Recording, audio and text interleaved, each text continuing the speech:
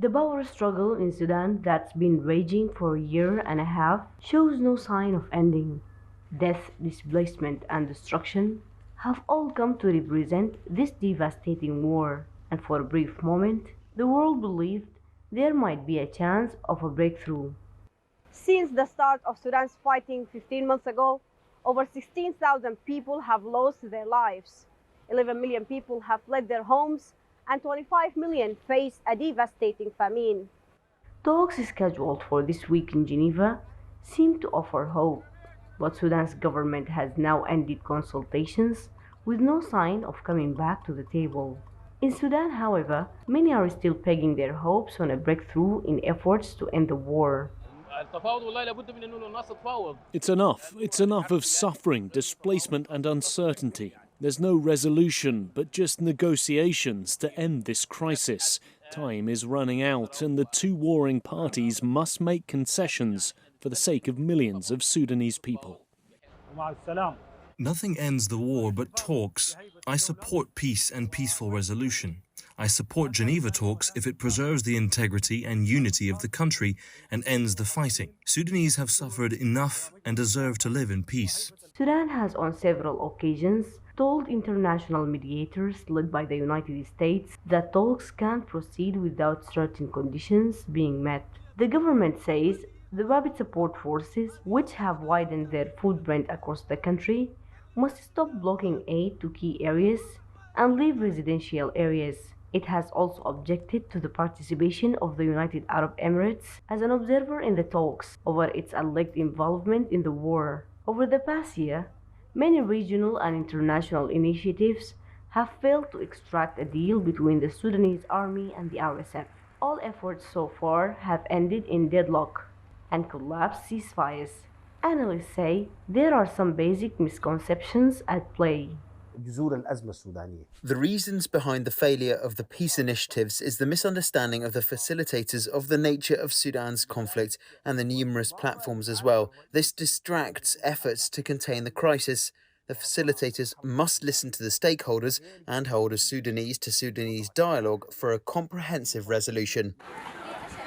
The war in Sudan has triggered a serious humanitarian crisis and contributed to wider regional turmoil, spilling over borders with Ethiopia, South Sudan, Chad, and Libya. For now, there is no certainty the Geneva talks will go ahead, possibly ending the latest glimmer of hope for the Sudanese people. Naba Muhyiddin, CGTN, for Sudan. Well, for more insight, let's bring in Dr. Hassan Kanenje, Director of the Horn Institute for Strategic Studies. He joins us via Zoom. Thank you so much for joining us, Dr. Kanenje. The U.S. says that Wednesday's talks in Sudan, Doctor, will proceed with or without the Sudanese army. How will this affect the outcome, do you think? I think that's a strategic mistake because you cannot proceed with peace talks without one of the major protagonists, and which is the Sudanese army. A way has to be found to be able to incorporate them, because any eventual outcome, of course, is going to require their cooperation and the collaboration to be able to make any peaceful outcome stick. So these talks come at a time when the UN has warned of a looming catastrophe in Sudan, and I think that has been coming from so many parties that have been talking about that catastrophe and that it's in some places it's already happening, Doctor. Some analysts also argue that the Sudanese conflict is a forgotten one. How can Wednesday's talks change that? The idea of talks, of course, offers a glimmer of hope that something is being done along those lines. But this is not going to change the balance of forces on the ground. Neither is it going to reduce hostilities that are contributing to probably one of the worst humanitarian situations we have seen in many years currently taking place in Sudan. And so, in the absence of the other party coming on the table, as well as other, militant groups, of course, that are competing for space and power, it's going to be extremely difficult to be able to contain the situation. I think the humanitarian situation is still going to remain dire for weeks and months to come. So one of the things that we continue to hear, especially from our reporters who are on the ground, Dr. Kanenje, is just the desperation that people in Sudan want for this conflict to end, and how they see these talks as so crucial to ending the conflict there. Dr. Kanenje, if the U.S. negotiations end in failure, what next?